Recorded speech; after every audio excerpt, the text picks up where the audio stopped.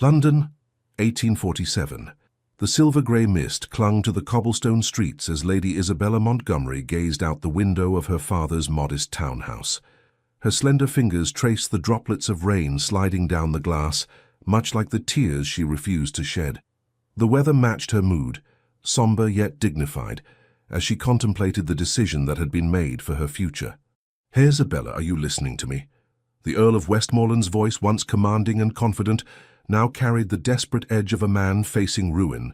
She turned from the window, her emerald eyes meeting her father's weathered face. "Yes, father. The Duke of Blackthorn has agreed to the arrangement. This is not merely an arrangement, child. It is our salvation." The Earl's hands trembled slightly as he clutched a letter bearing the Blackthorn seal. "The Duke's solicitor has confirmed the terms. Your dowry will be modest, but in return the Duke will settle our debts and restore our family's standing." Isabella smoothed the folds of her deep blue dress, a relic from a time when their finances were less precarious. "And what does the Duke receive in this bargain, father? A wife he has never met? A stranger to raise his children? He gains a respectable match from an old family. Your reputation is impeccable, your education superior to most young ladies, and—" He hesitated. "He requires a mother for his daughters." "I've heard whispers about the Duke," Isabella said, her voice measured. "They say he is as cold as the winter frost, that his heart turned to stone when his wife passed." The Earl sighed, the weight of their circumstances evident in the slump of his shoulders. "Rumors often exaggerate, Isabella. Duke Blackthorn is a powerful man, respected in Parliament and feared in business circles. His first marriage was tragically brief, yes, but he has conducted himself with honor." Isabella's lady's maid, Martha, entered quietly with a tea tray, her eyes downcast but ears attentive. "When am I to meet my future husband?" Isabella asked, accepting a cup of tea from Martha with a grateful nod. "There will be no courtship, I'm afraid. The Duke is a busy man and sees no need for such formalities. The wedding is set for 3 weeks hence at St. George's." The teacup trembled in Isabella's hand. "So soon, without even a proper introduction?" "His Grace will attend Lady Harrington's ball tomorrow evening. You will have your introduction there." The Earl's tone softened as he regarded his only child. "Isabella, I would not ask this of you if there were any other way.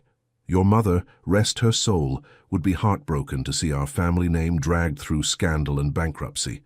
Isabella set down her cup with deliberate care. "I understand my duty, father. I have always understood it." She lifted her chin, her posture straight and proud, despite the weight settling on her shoulders. "I shall meet the Duke tomorrow and prepare to become his wife, for our family's honor." Later that evening, Isabella sat at her dressing table as Martha brushed her chestnut hair in long, soothing strokes. The maid's face in the mirror reflected concern for her mistress. "Is it true what they say, Martha?" Isabella asked quietly. "About Blackthorn Manor being a place of shadows and sorrow?" Martha's hands stilled momentarily. "I've a cousin who works in the village near the Duke's estate. She says his Grace has changed since the death of his first wife. He was once considered a kind master, even charming in society. Now he speaks little, smiles never, and devotes himself entirely to his business affairs and parliamentary duties." "And his daughters, what of them?" "2 little girls, my lady. Lady Charlotte, who is 7, and Lady Emma, just 5. Quiet children, from what I hear, kept mostly in the nursery under the care of their governess." Isabella's gaze drifted to the portrait of her mother on her bedside table. "Children who have lost their mother deserve tenderness and understanding. Perhaps that, at least, I can provide." "You've always had a way with children, my lady," Martha said softly. "Remember how you used to gather the tenant farmers' children for story hour when we visited your father's country estate?" A ghost of a smile crossed Isabella's face. "Yes, before we had to sell it." She squared her shoulders. "I may not have chosen this path, Martha, but I shall walk it with dignity. Duke Blackthorn may have bargained for a convenient wife, but he shall find I am not a woman easily dismissed." The following evening, Lady Harrington's ballroom blazed with candlelight, the glittering chandeliers casting a warm glow over the assembled aristocracy of London. Isabella entered on her father's arm, her gown a masterpiece of ivory silk, with delicate emerald embroidery that matched her eyes, the last creation commissioned from a French modiste before their finances collapsed.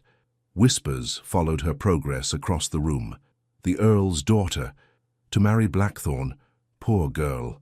Such a cold man, tragic about his first wife. Isabella kept her head high, though her heart fluttered with apprehension.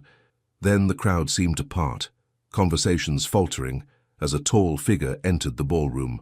"His Grace, the Duke of Blackthorn," announced the butler. Isabella's breath caught in her throat.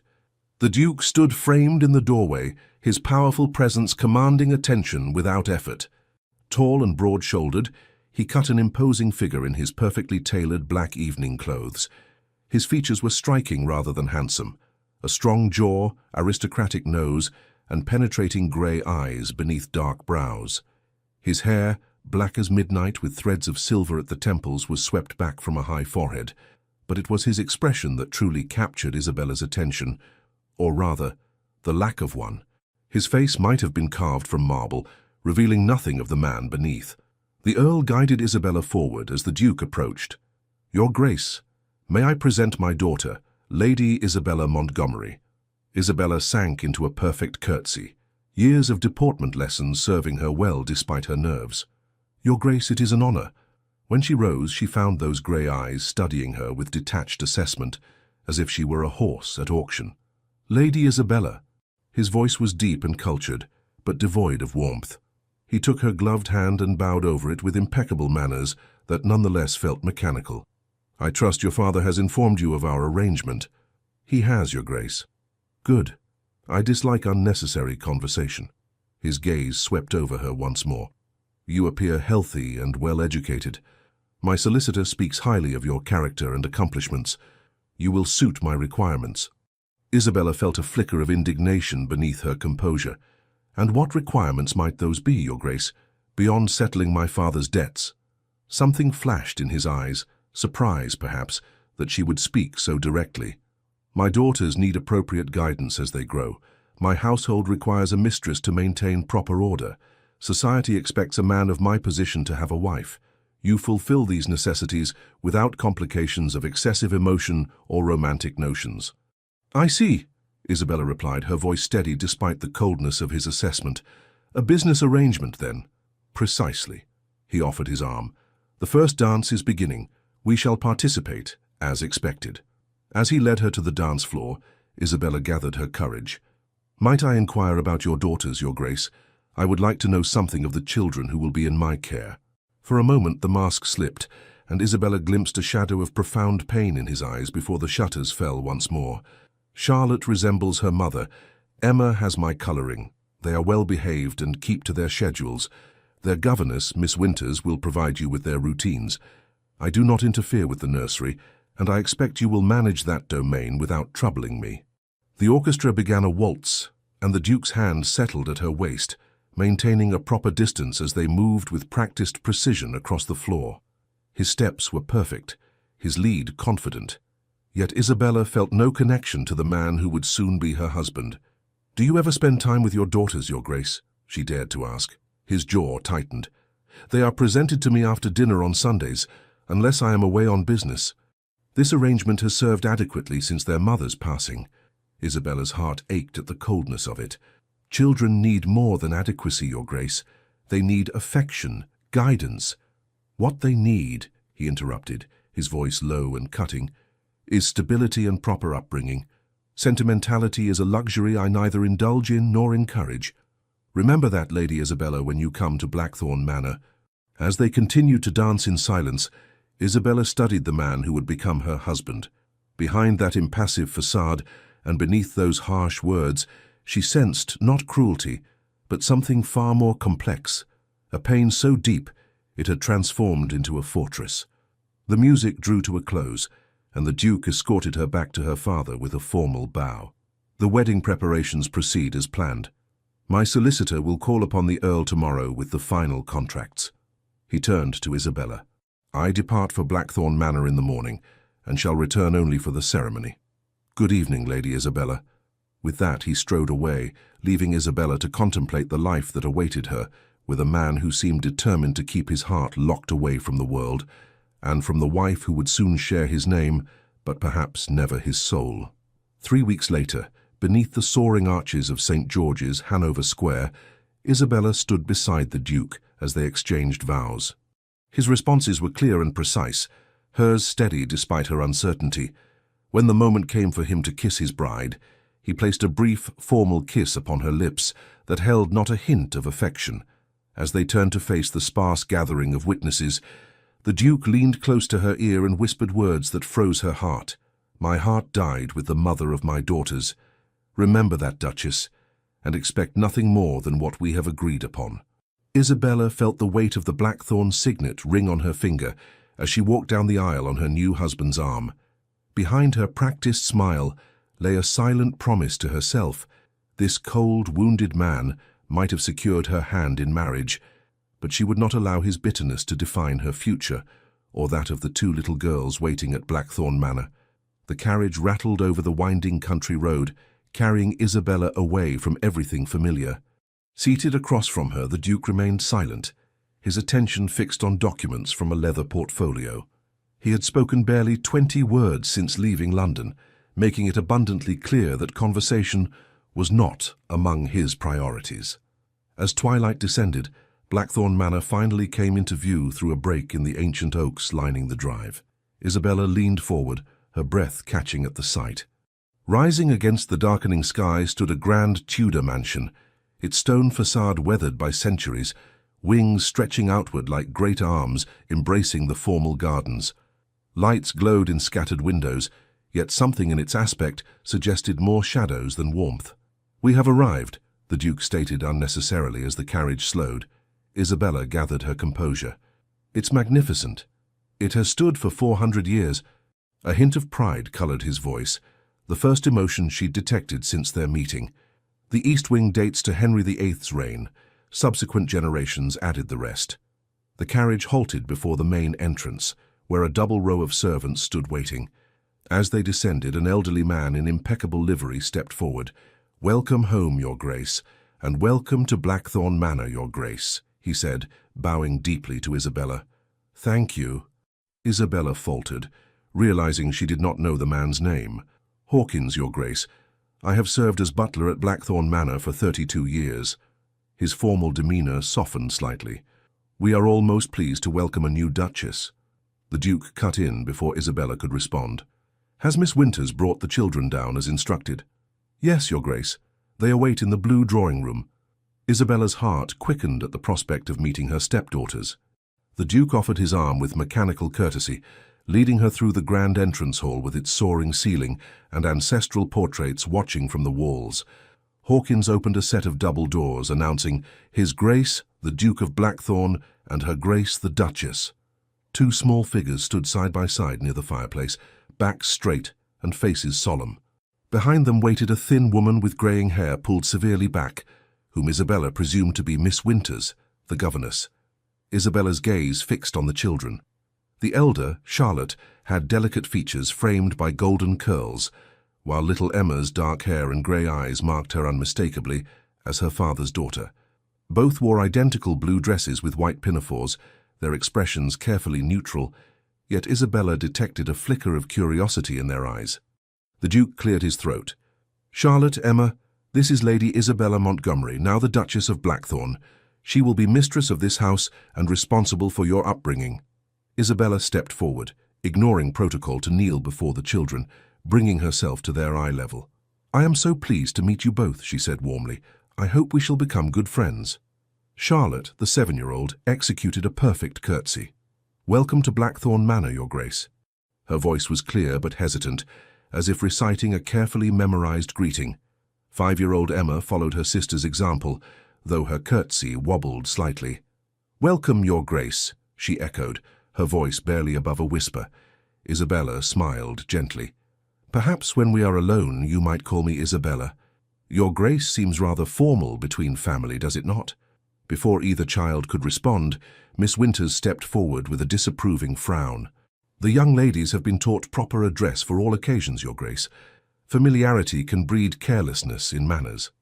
Isabella rose, keeping her expression pleasant, despite the rebuke. "Of course, Miss Winters.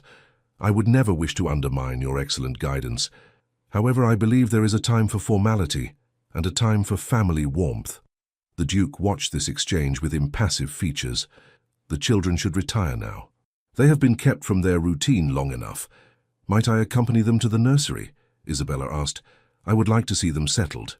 A look of surprise crossed the children's faces, quickly masked as they glanced at their father. That will not be necessary, the Duke replied. Miss Winters manages the evening routine efficiently. Isabella persisted gently. Even so, I would value the opportunity to become familiar with their quarters and routine, unless there is some objection.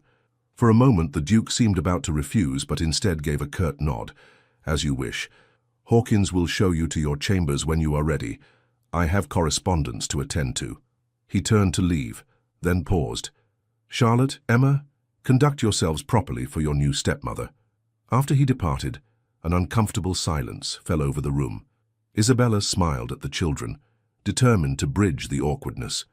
Shall we proceed to the nursery, then? Perhaps you might show me the way. Charlotte looked uncertainly at Miss Winters, who nodded stiffly. The young ladies may lead you, Your Grace. I shall follow to ensure they do not overtire themselves with excessive chatter. As they climbed the grand staircase, Isabella attempted gentle conversation. Do you enjoy reading, Charlotte? I brought several books that I loved as a child. Miss Winters selects our reading materials, Charlotte replied cautiously. We read improving texts and practice our penmanship daily. And you, Emma, do you have a favorite story? The younger girl glanced back at the governess before whispering, I like the one about the little duck. Miss Winters interjected, Lady Emma refers to a moral tale about obedience and the consequences of wandering from one's proper place. It serves as an excellent lesson. Isabella contained a sigh, beginning to understand the rigid atmosphere that surrounded these children. The nursery suite, when they reached it, reinforced her impressions. The rooms were immaculate, with educational charts adorning the walls and not a toy out of place. While comfortable and well-appointed, it lacked the warmth and small touches of disorder that should accompany childhood. After watching the girls change into nightgowns with the help of a nursery maid, Isabella asked if she might read them a bedtime story. The young ladies have a strict schedule, Your Grace, Miss Winters objected. They retire precisely at 7 o'clock after prayers and a review of tomorrow's lessons. Isabella noticed Emma's crestfallen expression and made a decision. I appreciate your dedication to routine, Miss Winters, but tonight is special. As their new mother, I would like this privilege. Her tone was gentle but firm. Perhaps we might bend the rules just this once. The governess's lips thinned with disapproval, but she could hardly refuse the new Duchess outright. As you wish, Your Grace. I shall use the time to prepare tomorrow's scripture lesson. When Miss Winters withdrew to an adjoining room, Isabella sat on the edge of Charlotte's bed, gesturing for Emma to join them. Both girls seemed hesitant, unaccustomed to such informality. Now then, Isabella said softly, shall I tell you a story my mother once told me? It was my favorite when I was just your age, Emma. As Isabella wove a tale of a brave princess who rescued her kingdom through kindness and cleverness rather than force, she watched the children's expressions gradually relax. Emma's eyes widened with wonder, while Charlotte, though maintaining her composure, leaned forward slightly in interest. When the story concluded, Emma looked up at Isabella with the first genuine smile she had shown. I like that story better than the duck one. So do I, Isabella confided, tucking the blankets around her. Perhaps tomorrow we might read another.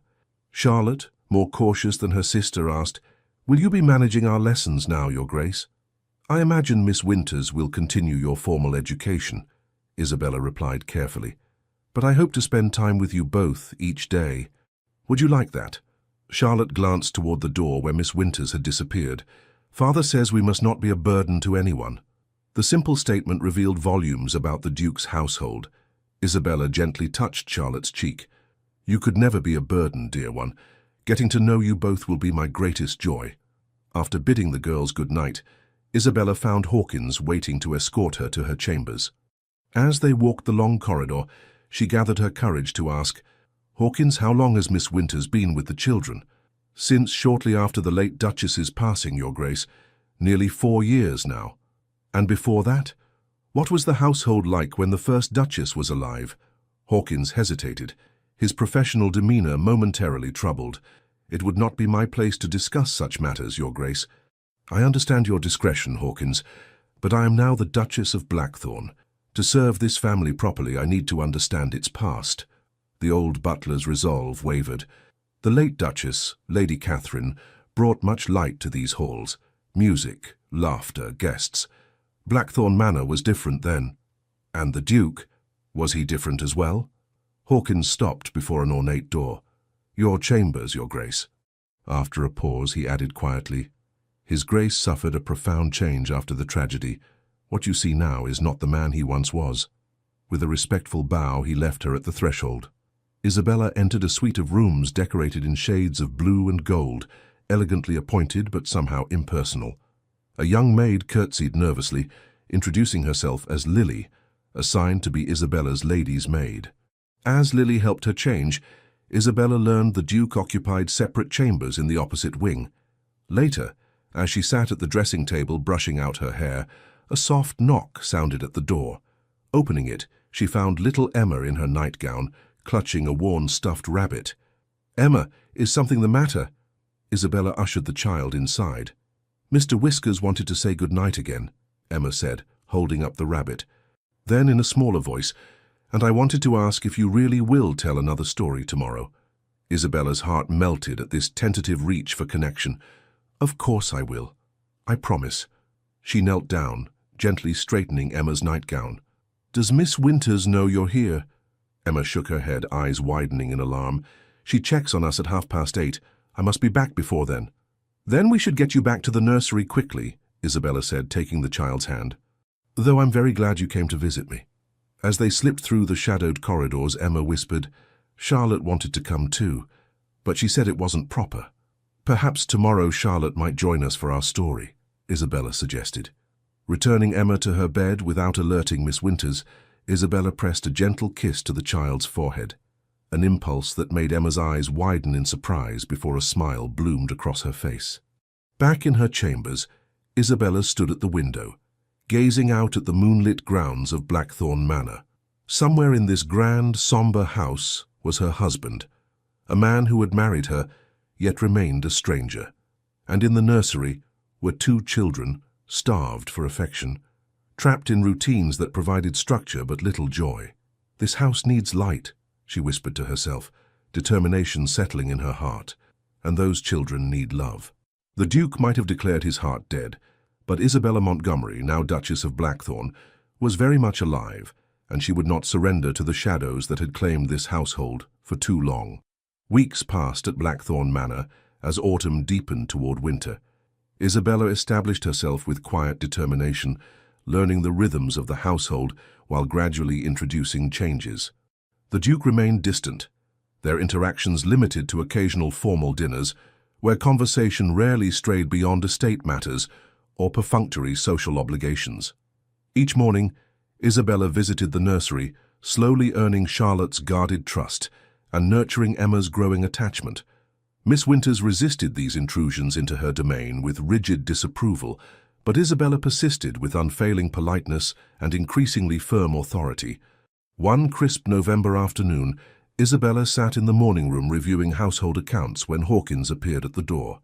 Mr. Hughes awaits in the library, Your Grace. He has brought the quarterly reports for the estate and the London properties. Isabella had yet to meet Hughes, her husband's steward and closest adviser. Thank you, Hawkins. Please inform Mr. Hughes I shall join him shortly. In the library she found a middle-aged man with shrewd eyes and a practical demeanour.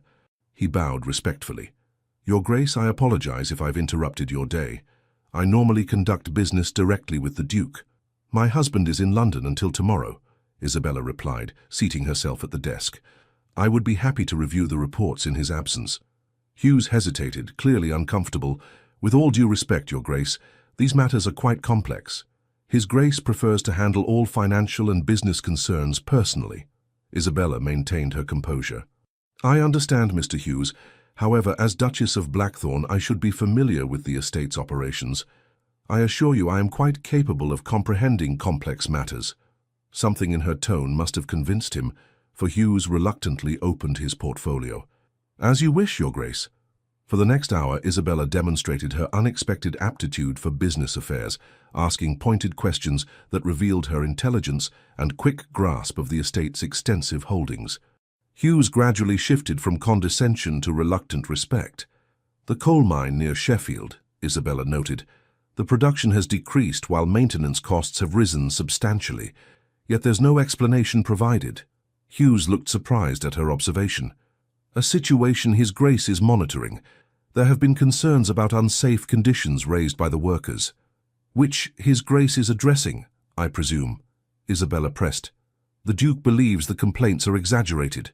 The mine remains profitable despite the decline. Isabella made a note.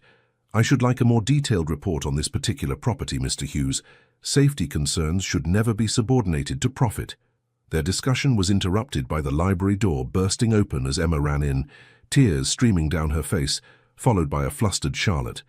I told her we shouldn't disturb you, Charlotte said anxiously, but she wouldn't listen. Isabella immediately rose, concern replacing her business demeanor. What's happened, Emma? The little girl threw herself into Isabella's arms, a gesture that would have been unthinkable weeks earlier. Miss Winters took it away, she sobbed. She said it was inappropriate and childish. Took what away, darling? Isabella soothed, stroking Emma's dark hair. Mr. Whiskers, Charlotte explained quietly. Her rabbit. Miss Winters found it during inspection and said Emma is too old for such attachments. Isabella's expression hardened, even as her voice remained gentle. Mr. Hughes, please excuse me. This requires my immediate attention. Hughes gathered his papers, looking uncomfortable but not unsympathetic. Of course, Your Grace. I shall return tomorrow when His Grace is present. Isabella found Miss Winters in the schoolroom, methodically sorting through a cupboard. On a high shelf sat Emma's beloved stuffed rabbit. Miss Winters, a word, if you please, Isabella said, her voice controlled despite her anger. The governess turned, her face a mask of righteous authority. Your Grace, I was just explaining to the young ladies that proper young women do not form inappropriate attachments to toys. Lady Emma must learn to conduct herself with decorum. Emma is 5 years old, Isabella countered. There is nothing improper about a child treasuring a comfort object. With respect, Your Grace, the late Duke's mother established strict guidelines for raising Blackthorn children. Indulgence leads to weakness of character. Isabella stepped closer, lowering her voice. I am aware of tradition, Miss Winters, but I am now responsible for these children's well-being. Emma will have her rabbit returned immediately. His Grace entrusted me with his daughters when he made me their stepmother, Isabella interrupted firmly. Unless you wish to take this matter to him directly, I suggest you defer to my judgment. The threat of involving the Duke, who detested domestic disturbances, was effective.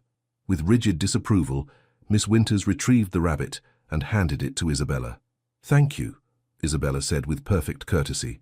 Now I believe the children might benefit from an afternoon in the gardens before the weather turns. I shall accompany them myself. That evening, Isabella sat at her writing desk, penning a letter, when a knock sounded at her door. Opening it, she found herself face to face with her husband, returned early from London. Your Grace, she said, surprised, we did not expect you until tomorrow. Evidently, he replied, his expression unreadable. May I enter? Isabella stepped aside, suddenly aware she was dressed in her nightgown and robe. The Duke rarely sought her out, and never in her private chambers. He remained standing, formal, despite the hour. I understand there was an incident with Miss Winters today. Isabella straightened, prepared to defend her actions. There was a disagreement regarding Emma's comfort toy. I felt Miss Winters's approach was unnecessarily severe. Miss Winters has threatened to resign her position. She feels her authority has been undermined. I see. Isabella met his gaze steadily. Would you prefer I had not intervened when Emma was in tears? I prefer order in my household, he said coldly. The children have a structured routine that has served them well. Your interference creates confusion. Isabella felt her temper rise. With respect, Your Grace, a routine that leaves a child sobbing over a beloved toy is not serving anyone well. Your daughters need warmth and understanding, not just rules and schedules. You have been their stepmother for barely 6 weeks. Miss Winters has guided them for 4 years. And in those 4 years, have you seen them laugh freely? Have they run to you with their small joys and sorrows? Do they know they are loved unconditionally? Isabella challenged. The Duke's jaw tightened. Sentimentality is not a luxury I provide, as I made clear before our marriage. The Blackthorn name carries responsibilities that transcend personal indulgence. Love is not an indulgence, it is a necessity, Isabella countered, especially for children who have lost their mother. At the mention of their mother, something flashed in his eyes, that same pain she had glimpsed at their first meeting. You know nothing of what they lost, he said, his voice dangerously quiet. Then tell me, she implored, softening her approach. Help me understand what happened to Catherine, to you. How can I properly care for your daughters if their past remains shrouded in mystery? He turned away abruptly. Catherine's death is not a subject for discussion. As for Miss Winters, she will remain in her position. However, he hesitated. You may continue your daily visits to the nursery. The children seem improved since your arrival. This grudging concession surprised Isabella. Thank you, Your Grace. He moved to leave, then paused at the door. Hughes informs me you reviewed the quarterly reports today. Isabella tensed, uncertain if this constituted another transgression in his eyes. Yes, I hope you don't object. He was impressed by your understanding of the figures, most unusual in a woman.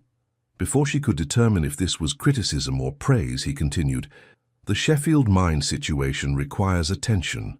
I shall review your notes on the matter. With that, he departed, leaving Isabella to wonder at this small crack in his glacial facade. The following Sunday afternoon, Isabella sat with the girls in the garden room, a pleasant space she had reclaimed from disuse. Charlotte was practicing her embroidery, while Emma drew pictures with coloured pencils, an activity Miss Winters considered frivolous, but which Isabella had quietly introduced. Look, Isabella. Emma held up her drawing. In the 6 weeks since Isabella's arrival, Emma had blossomed, her natural exuberance gradually emerging from beneath layers of rigid discipline. It's you and me and Charlotte and Mr. Whiskers in the garden. Isabella admired the childish rendering with genuine appreciation. It's wonderful, Emma. You've captured Charlotte's golden curls perfectly. Charlotte, still more reserved than her sister, but increasingly relaxed in Isabella's presence, glanced up from her needlework. Emma has quite forgotten Father's rule about using your title, Your Grace. When we are alone, I prefer Isabella, she reassured Charlotte. Though perhaps in public settings, Mother might be more appropriate than Your Grace, if you both feel comfortable with that. Emma's face lit up. Could I really call you Mother?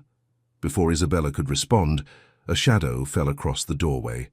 The Duke stood there, his expression inscrutable as always, though something in his posture suggested he had overheard their exchange. The children immediately straightened, their momentary ease vanishing. Good afternoon, Father, they said in unison. Charlotte, Emma, he acknowledged with a nod. I came to inform you that I must travel to Scotland on business. I shall be absent for approximately 2 weeks. Isabella saw disappointment flicker across Emma's face. These brief Sunday interactions were the only regular contact the children had with their father. Perhaps, Isabella suggested carefully, the girls might write to you during your absence. They've both been practicing their penmanship diligently. The Duke seemed about to dismiss the suggestion when Charlotte spoke up tentatively. I could write about my progress with the pianoforte, Father. Miss Winters says I am advancing well. Something almost soft passed across his features. You play the pianoforte? Yes, Father, for nearly a year now. Isabella realized with a pang that he had not known this fundamental fact about his own daughter. Your mother was accomplished at the instrument, he said, the words appearing to surprise even himself. Emma, emboldened by this rare moment of personal conversation, held out her drawing. Would you like to see my picture, Father? For a suspended moment, Isabella feared he would refuse. Instead, he took the paper awkwardly, studying the childish figures. You have included the new roses in the south garden, he observed. They were your mother's favorite variety. Emma beamed at his recognition. Isabella promised we could cut some for the dinner table when they bloom properly. Did she? His gaze shifted to Isabella. Your mother would have approved. He handed the drawing back to Emma.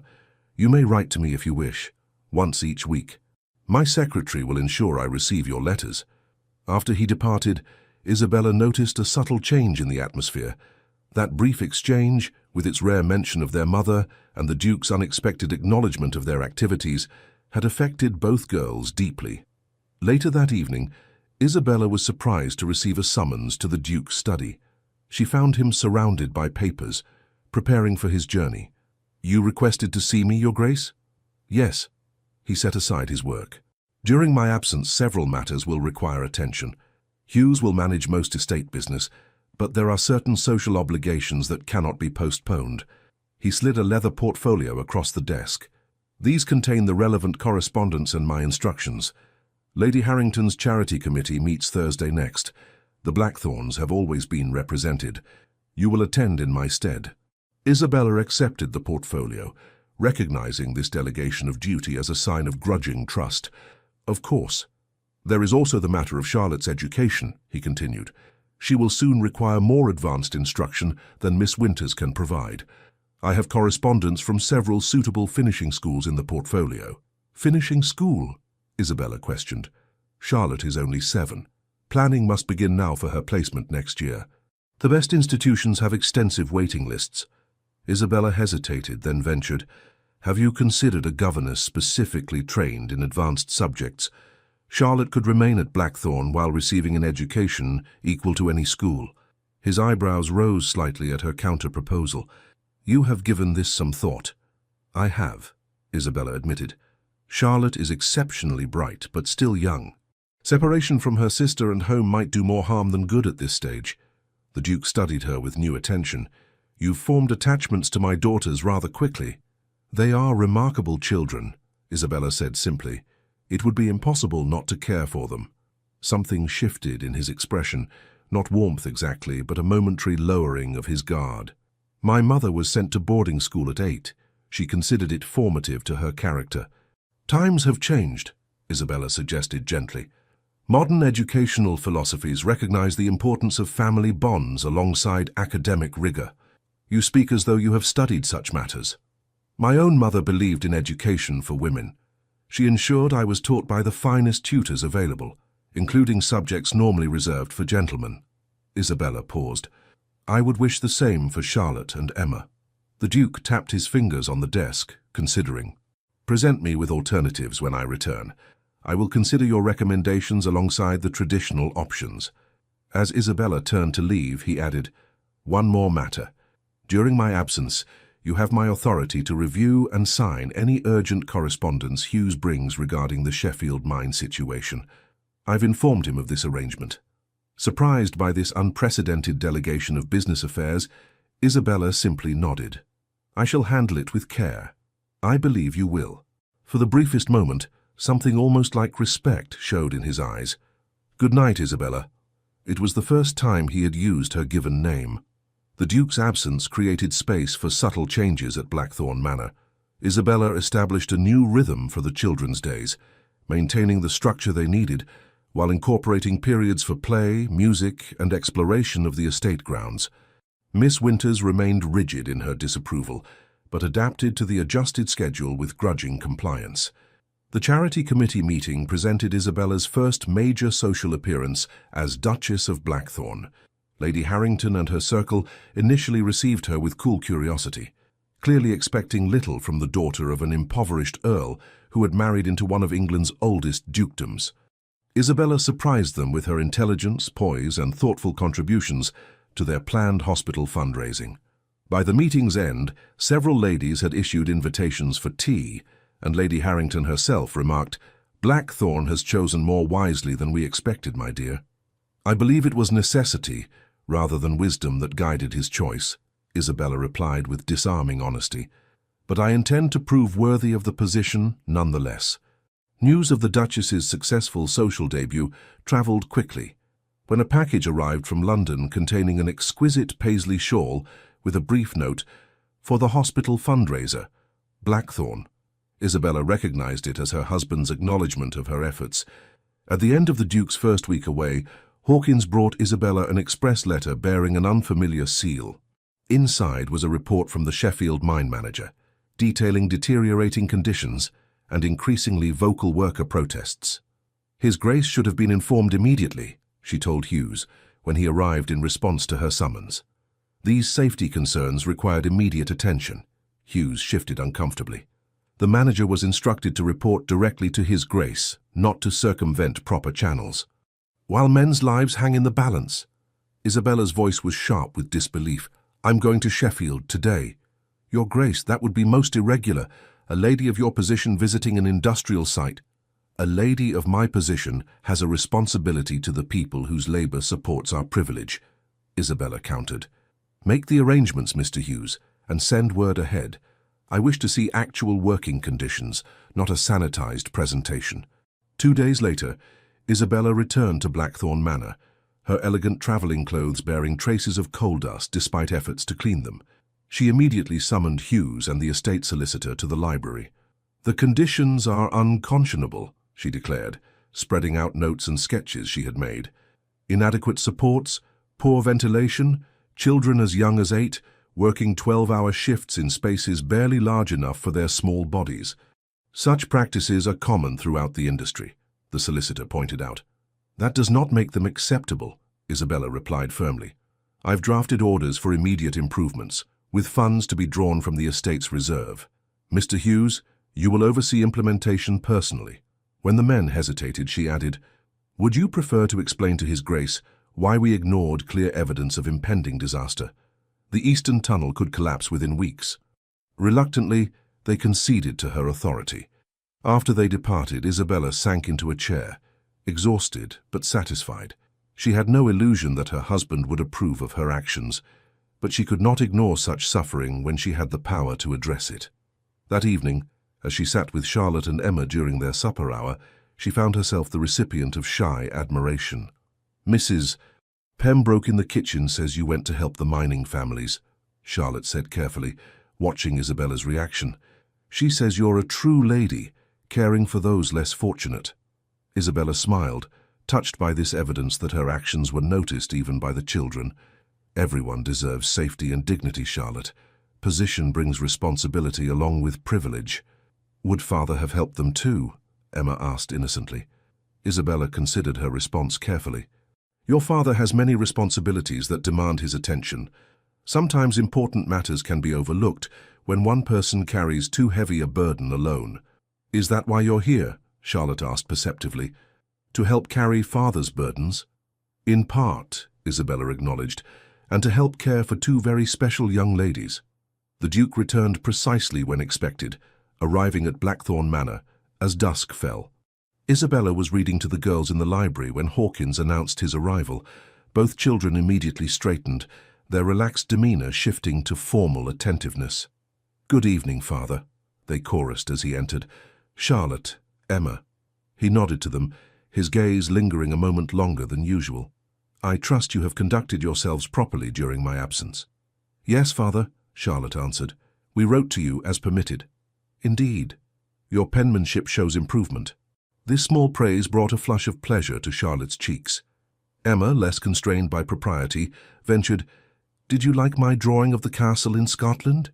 "It was imaginative," he replied, the faintest hint of softness in his tone. "Though I suspect the actual fortress has fewer turrets." Isabella marked their place in the book and rose. "The children have been exemplary. Perhaps they might tell you about their progress with the pianoforte before they retire for the evening." To her surprise, the Duke nodded. Briefly. As Charlotte tentatively demonstrated her newest piece, Isabella observed her husband. His posture remained formal, his expression controlled, yet something in his attention had shifted. He was truly seeing his daughter, perhaps for the first time in years. When the children had been escorted to the nursery, the Duke turned to Isabella. "I understand there has been activity regarding the Sheffield property." She met his gaze directly. "Yes, the situation required immediate intervention.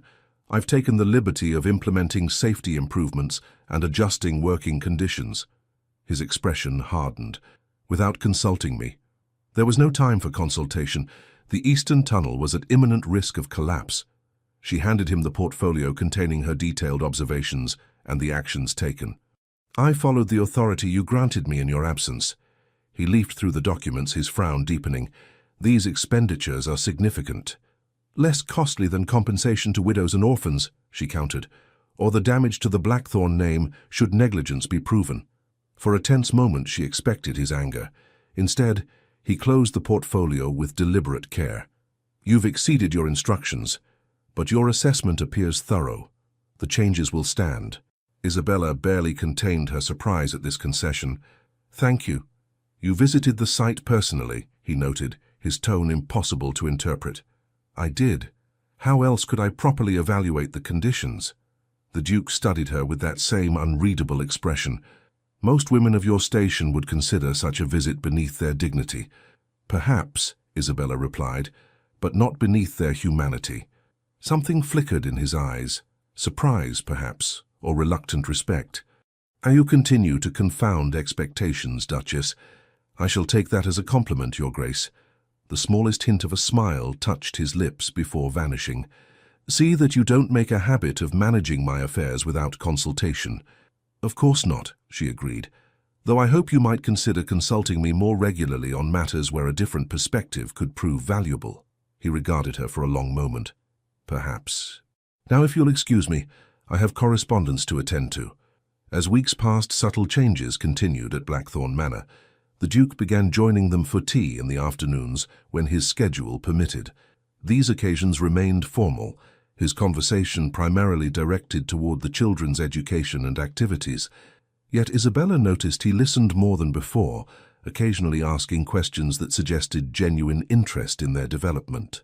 December brought preparations for Christmas, a season Isabella discovered had been observed with minimal festivity since Catherine's death. When she proposed more elaborate celebrations, she expected resistance. "The children deserve to experience the joy of the season," she ventured during one of their rare private dinners. "I thought perhaps a small tree in the drawing room, some simple decorations." The Duke set down his wineglass. Catherine was particularly fond of Christmas traditions. She insisted on greenery throughout the house and gifts for every servant. The unexpected mention of his late wife left Isabella momentarily speechless. "Then perhaps we might honor her memory by restoring some of those traditions." He studied the candle flame between them. "The first Christmas after her passing, I couldn't bear to continue the customs she had loved. It seemed a mockery of her absence." His voice had lost its usual cool precision, revealing a glimpse of the pain he typically concealed. "The children were too young to remember how it had been before." "But they're old enough now to create new memories," Isabella said gently. "Memories that include happiness alongside remembrance." His gaze met hers across the table, more open than she had ever seen it. "You may proceed with your plans, within reason." "Thank you." Isabella hesitated, then added, "Might I ask, what gifts did Catherine typically choose for the girls?" A shadow of pain crossed his face, but he answered, "Books for Charlotte. She recognized her scholarly nature even as an infant. For Emma," he paused, "musical toys." Catherine believed Emma would have her talent for music. Isabella absorbed this rare glimpse into the family's past. "She sounds like a remarkable woman who knew her daughters well." She was. For once he didn't retreat from the subject. Intelligent, compassionate, stubborn when she believed herself right. Not unlike... He stopped abruptly. "Not unlike," Isabella prompted softly. The Duke rose, his momentary openness vanishing. "It grows late. Good night, Isabella." Though he had withdrawn, Isabella recognized the significance of what had occurred. For the first time, he had voluntarily spoken of Catherine, sharing memories instead of burying them beneath silence. Christmas at Blackthorn Manor transformed the somber household. Under Isabella's direction, evergreen boughs adorned mantels and stairways, red ribbons brightened dark wood paneling, and the scent of spiced cider filled the air. The servants moved with new energy, many expressing quiet gratitude for the return of traditions long abandoned. On Christmas Eve, Isabella arranged a small gathering in the main drawing room. The children, dressed in their finest, gazed in wonder at the decorated tree. A tradition still novel in many English homes, but one Isabella's mother had embraced years earlier. "It's magical," Emma whispered, touching a glass ornament with reverent fingers. Even Miss Winters, still stiff but gradually less antagonistic toward Isabella's influence, admitted the decorations showed appropriate restraint while honoring the season. When the Duke entered, Isabella held her breath, uncertain how he would react to the physical transformation of spaces long kept unchanged. He paused in the doorway, his gaze sweeping over the festive scene, lingering on his daughters' excited faces. "You've been busy, Duchess," he observed, but without censure. "Do you approve, Father?" Charlotte asked, a rare hint of eagerness in her voice. Something in his expression softened as he looked at his eldest daughter. "It reminds me of Christmases past. Your mother would have found it suitable." From him this constituted high praise. Isabella exhaled slowly, relief mingling with a deeper satisfaction at having bridged another small gap between the Duke and his memories, and between father and daughters. Later, after the children had been escorted to bed with promises of presents in the morning, Isabella found herself alone with her husband in the drawing room, firelight casting warm shadows across the festive decorations. "I have something for you," the Duke said unexpectedly, retrieving a small package from his desk drawer. It seemed appropriate, given the season. Isabella accepted the carefully wrapped parcel with surprise. They had not discussed exchanging gifts between themselves. Opening it, she found a first edition of Wordsworth's poems, bound in fine leather. "This is beautiful," she said, genuinely touched by the thoughtfulness of the gift. "How did you know I admire Wordsworth's work? You quoted him during our discussion of Charlotte's education. The child is father of the man. I noticed your eyes when you spoke the words. They held genuine appreciation." Isabella was startled by this evidence that he had observed her so carefully, noticing details she herself had forgotten. "You have a perceptive eye, Your Grace." "Adrian," he said quietly. "Pardon?" "My name is Adrian.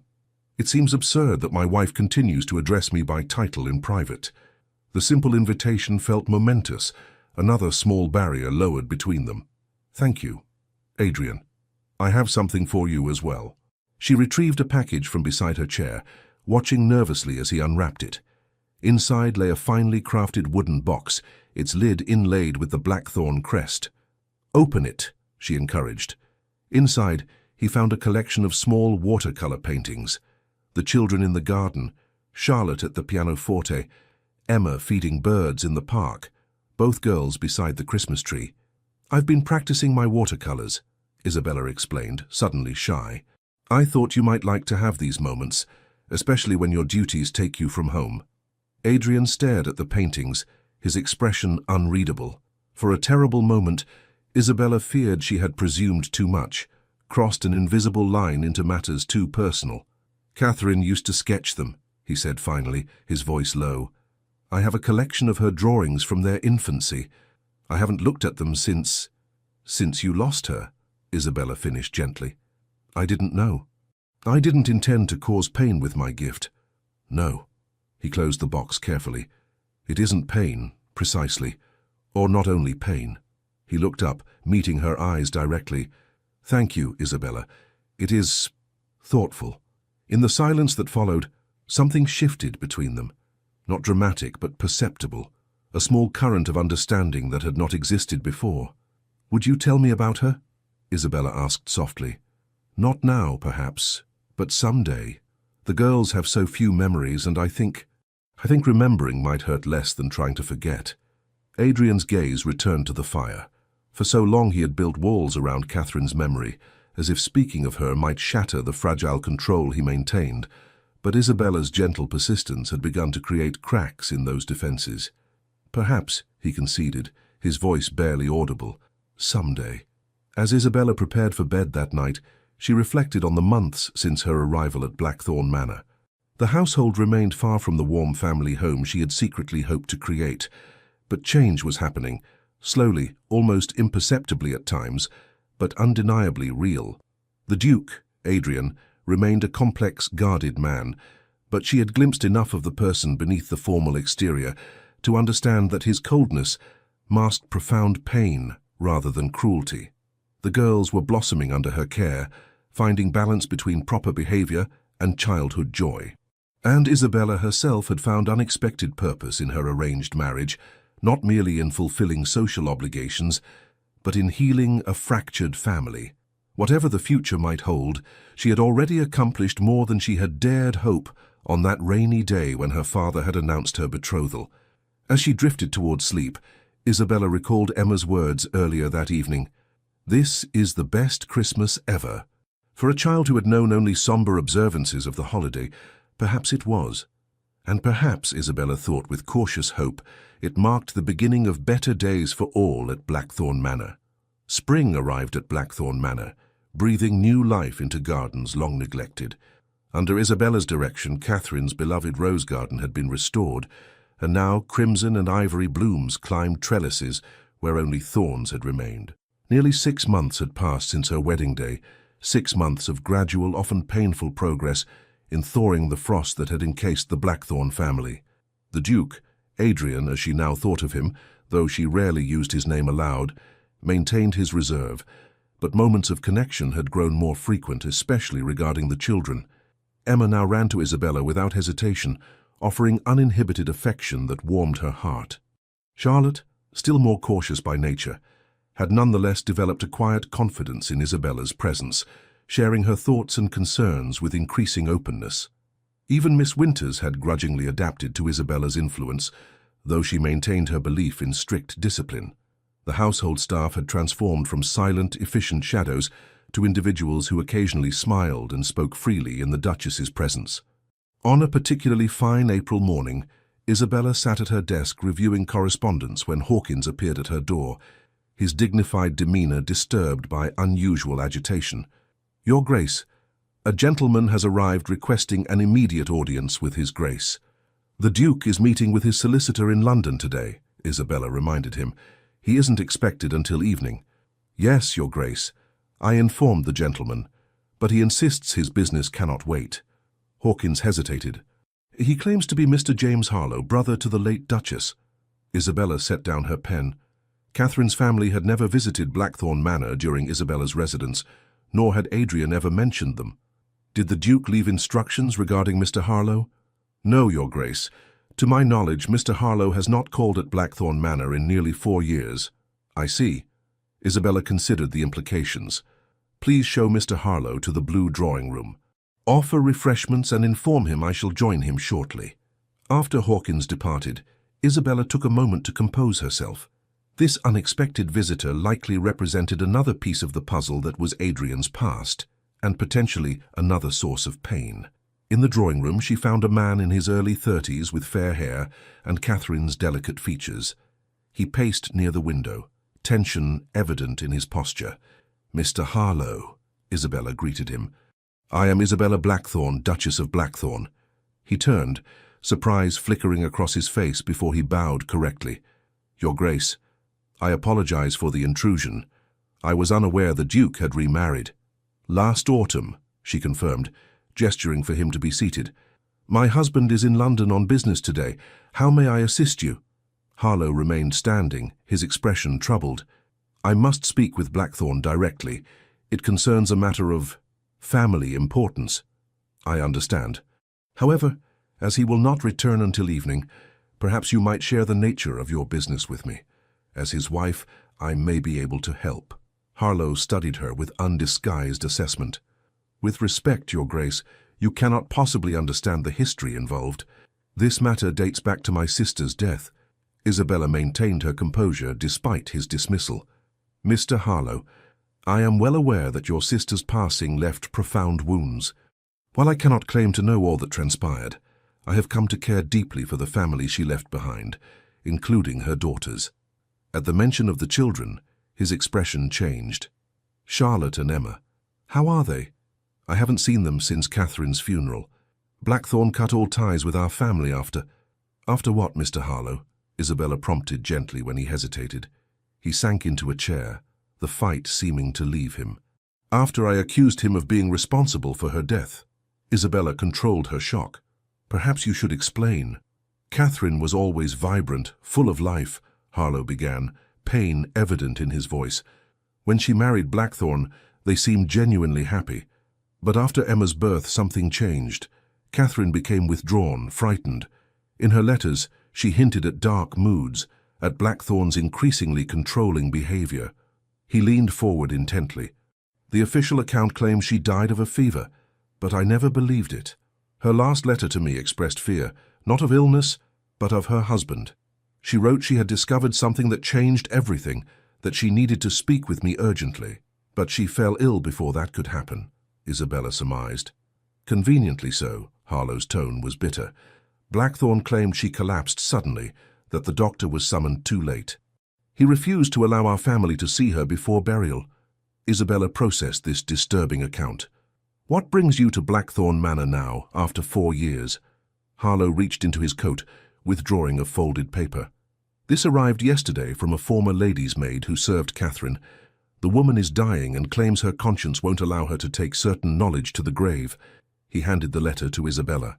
She writes that Catherine confided in her about a hidden diary, concealed somewhere in Blackthorn Manor. Catherine apparently recorded her fears and suspicions there, including what she discovered about her husband. Isabella read the maid's trembling script with growing unease. The letter contained no specifics about what Catherine had allegedly discovered, only the maid's conviction that the diary would reveal the truth about her Grace's final days. "You believe this diary exists and contains evidence against my husband," Isabella stated, keeping her voice neutral. "I believe my sister deserves justice," Harlow replied. "For 4 years, I've lived with the conviction that Blackthorn was somehow responsible for her death, yet without proof I could do nothing."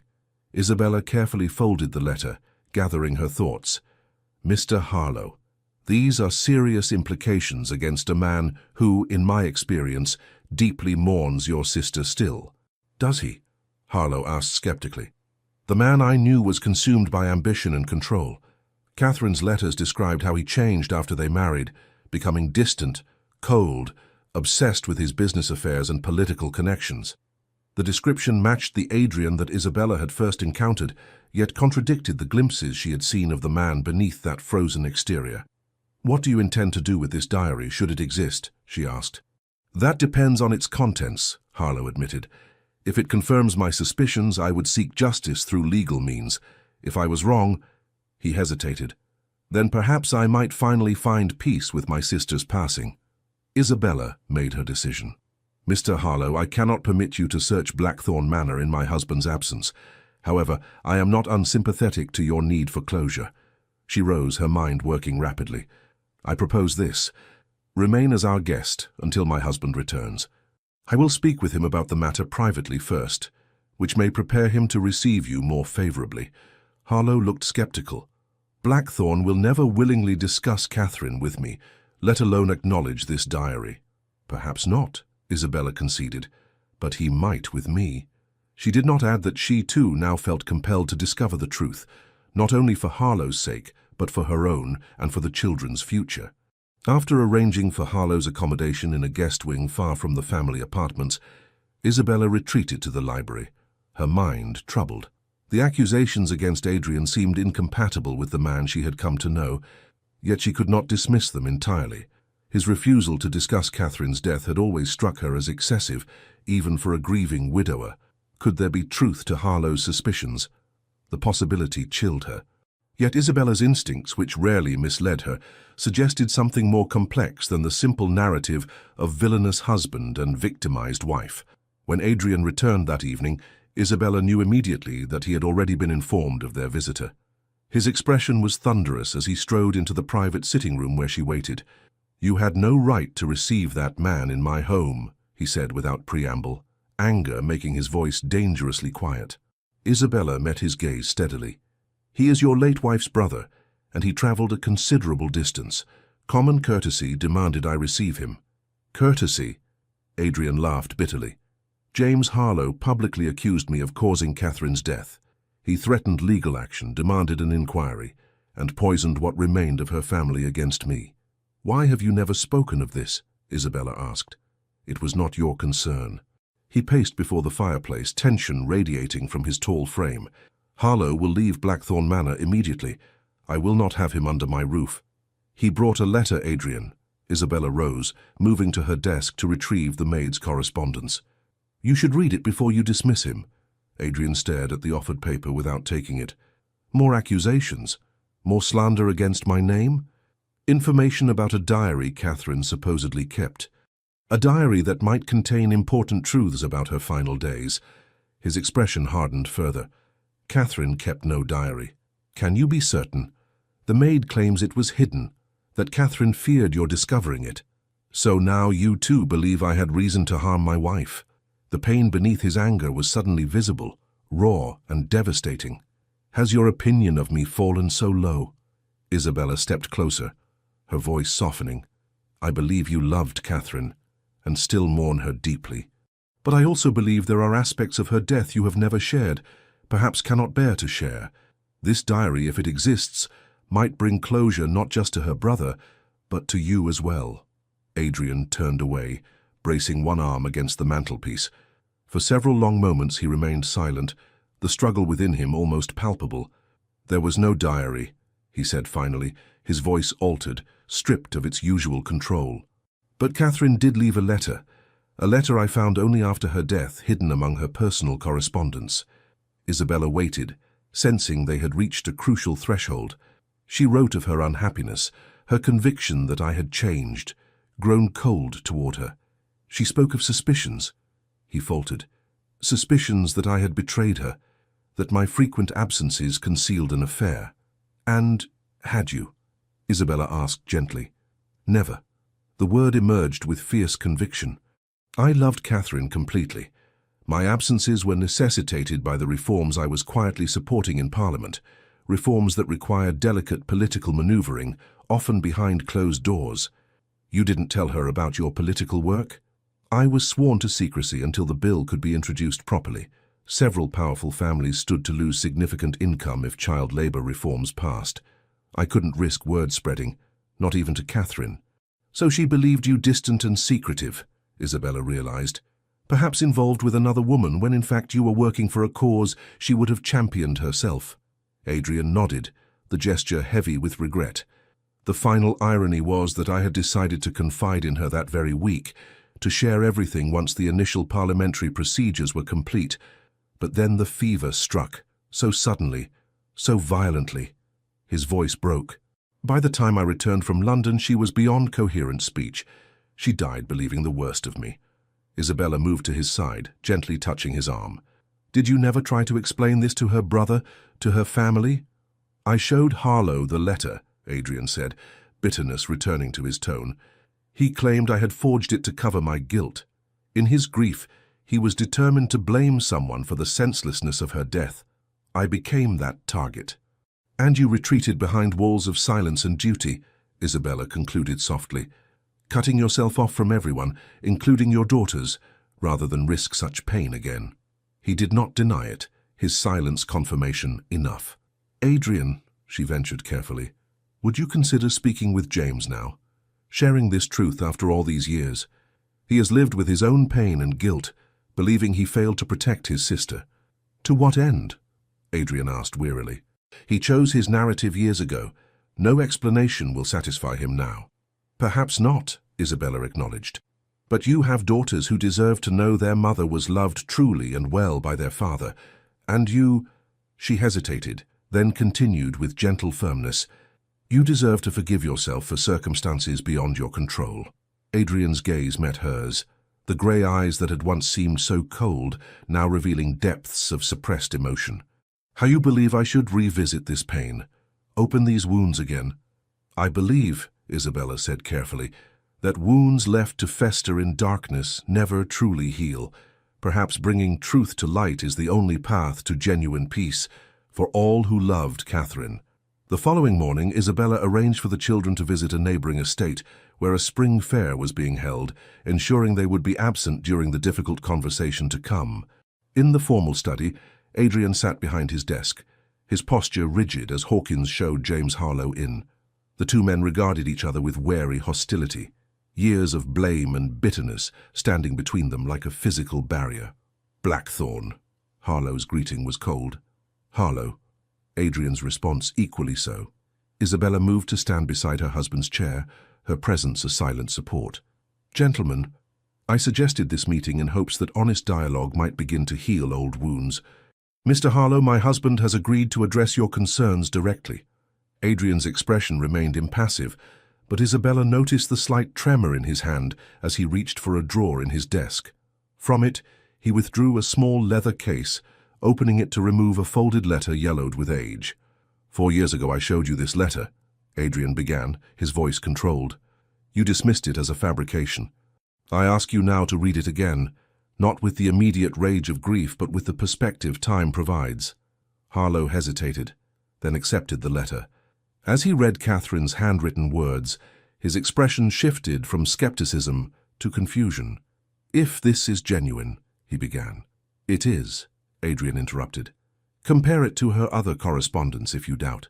Then why would Catherine believe you unfaithful? She was not a fanciful woman given to baseless jealousy. Adrian exhaled slowly. During the months before her death, I was engaged in confidential work supporting the Factory Act amendments. Reform that would limit child labor in mines and factories required discretion, as several influential families opposed any such restrictions. Understanding dawned in Harlow's eyes. The Carmichael Bill. You were involved with that legislation. I provided critical support and evidence gathered from my own industrial holdings. The work necessitated many evenings away, meetings that could not be disclosed without endangering the bill's passage. Why didn't you tell Catherine? I was bound by promises of absolute secrecy until the initial reading. The opposition would have used any leak to undermine our position. Adrian's voice roughened. I intended to explain everything to her that final week, but the fever took hold so rapidly. Harlow sat back, visibly processing this information. If what you say is true, then for 4 years I've blamed you unjustly. And for 4 years, I have lived with the knowledge that my wife died believing I had betrayed her trust, Adrian responded, unexpected emotion breaking through his control.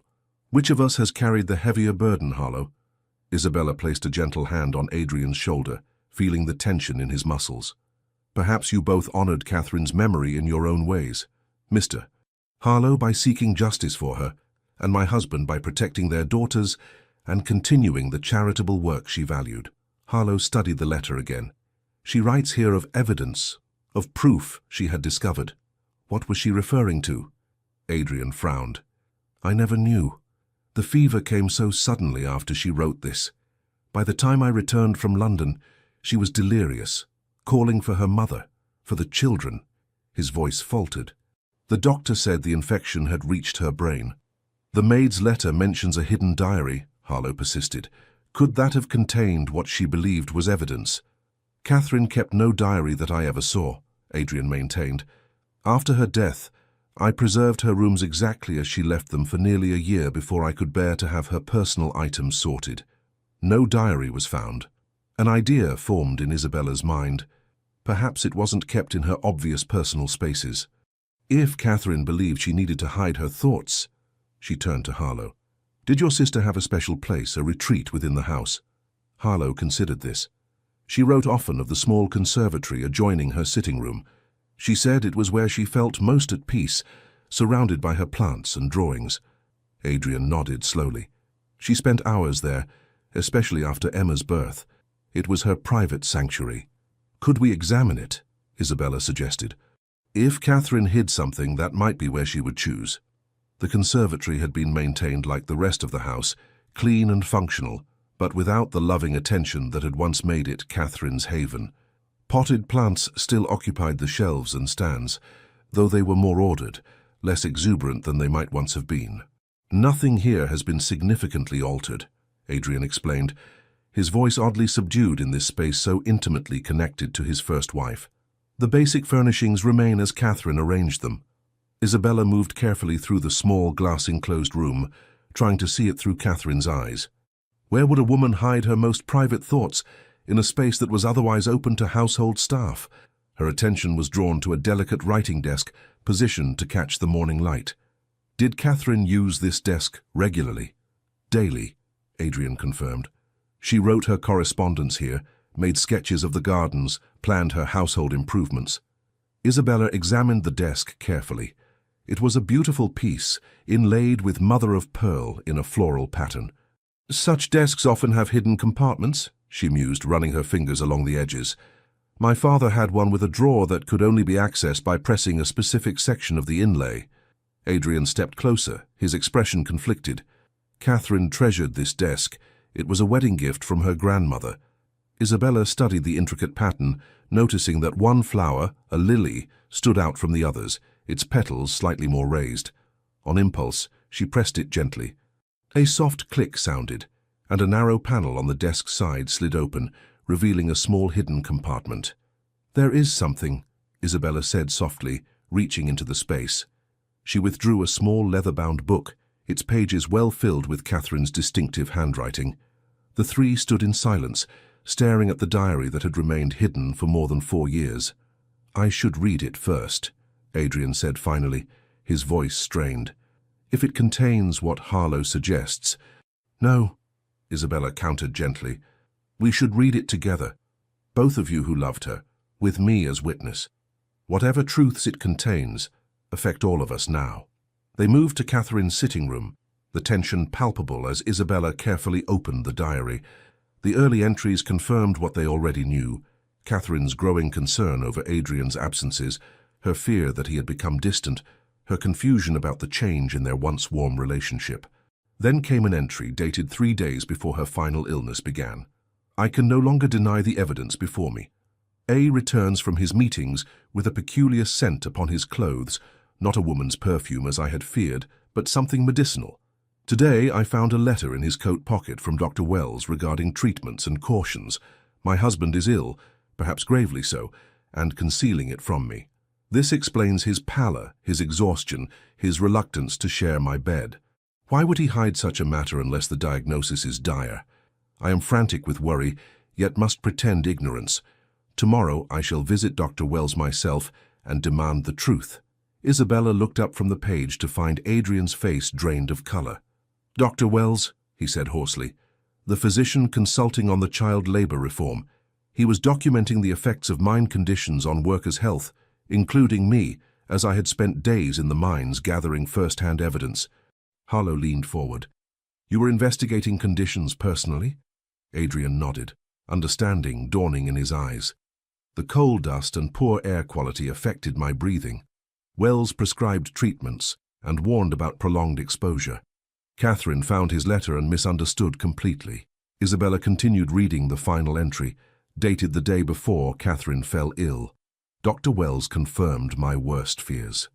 A has been exposing himself to dangerous conditions in coal mines and factories, documenting the effects on workers and children for some parliamentary cause he values above his own health, above his family's welfare. The doctor says prolonged exposure could permanently damage his lungs, yet A continues this reckless crusade in secret. I am beside myself with anger and fear. How dare he risk orphaning our daughters for political ambition? I have written to James, asking him to come. A must be made to see reason before it is too late. The diary ended there. Isabella closed it gently, the silence in the room heavy with realization. She thought I was killing myself for politics, Adrian whispered, shock evident in his voice.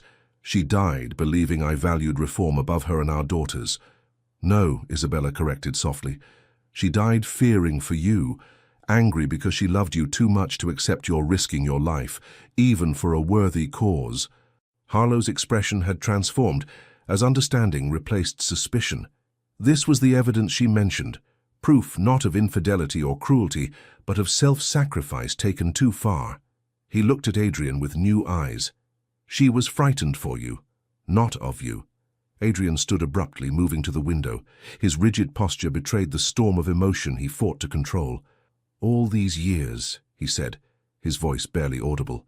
All these years of believing she died thinking the worst of me, when in fact she died loving you so deeply that the thought of losing you was unbearable. Isabella finished for him. Harlow rose, his own composure fragile. I owe you an apology, Blackthorne.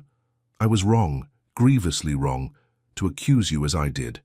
We both failed her, Adrian replied, turning back to face him. I through misguided secrecy, you through misguided suspicion, and my daughters have paid the price for our mutual blindness. Perhaps, Isabella suggested gently, it is not too late to begin healing those wounds. Later that evening, after Harlow had departed with a promise to return soon with Catherine's parents for a proper reconciliation, Isabella found Adrian in his study. He sat before the fire, Catherine's diary open in his lap, his expression more vulnerable than she had ever seen it. The children are asking for you, she said softly. They wish to tell you about their day at the fair. He looked up momentarily disoriented, as if returning from a great distance. Yes, of course, I should see them. Isabella moved to his side. Before you do, may I ask what you are thinking?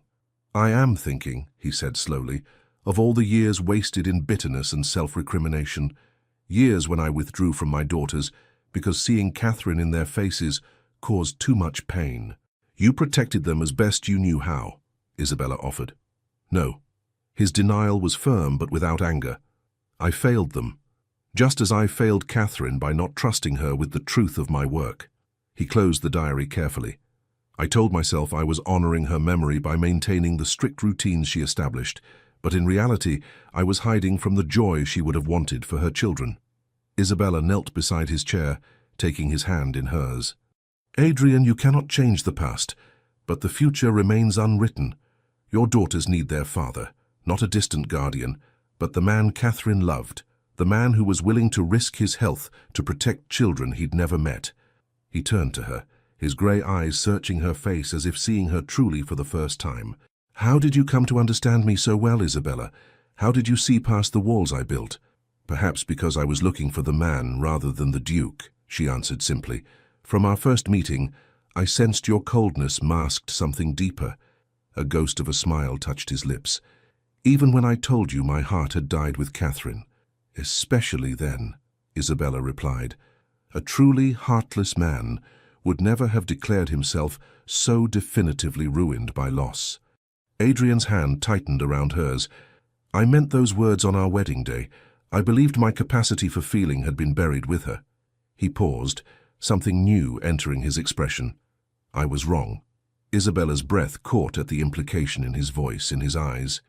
Adrian, you have brought life back to this house, he continued, his voice gaining strength. To my children, and, against all expectation, to me. His free hand rose to touch her cheek with unexpected gentleness. I made you no promises beyond the legal bonds of marriage, offered you nothing but duty in return for your sacrifice. You deserved better.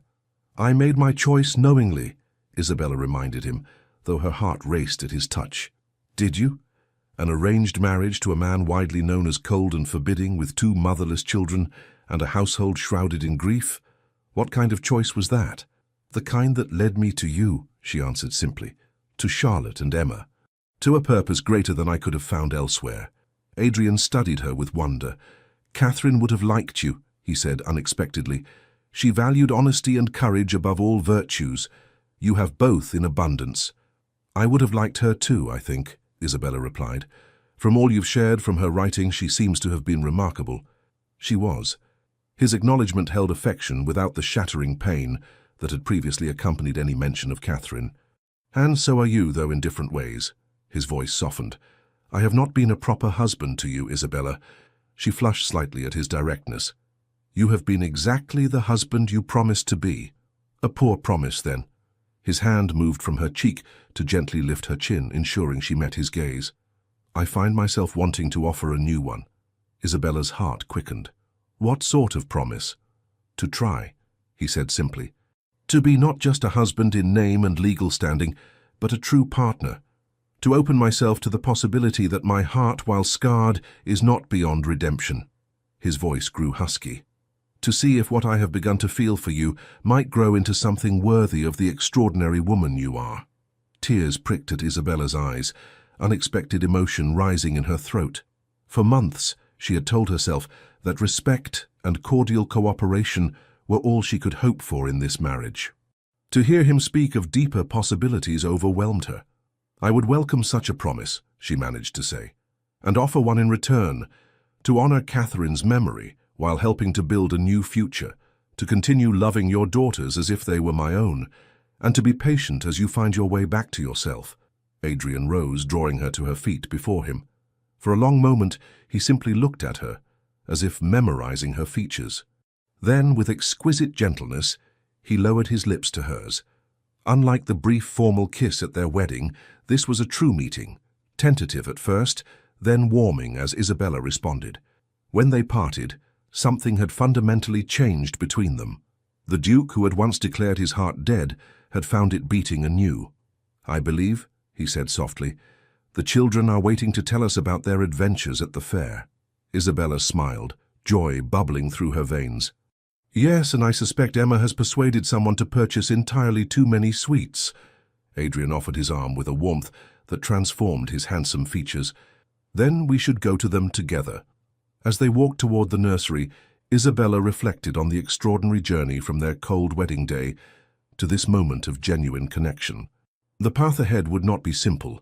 Adrian's grief for Catherine would always be part of him, and building true intimacy would require patience and courage from them both. But as Charlotte's face lit with surprise at seeing her father and stepmother enter hand in hand, and as Emma rushed to embrace them both without hesitation, Isabella knew with certainty that the shadows of Blackthorn Manor were finally receding. 3 weeks later, on a perfect May afternoon, Isabella sat on a blanket spread beneath an ancient oak tree on the estate grounds.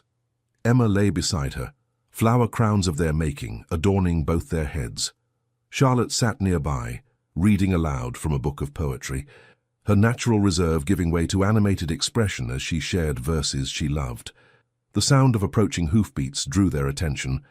Adrian rode toward them, having returned from visiting tenants on the far side of the estate.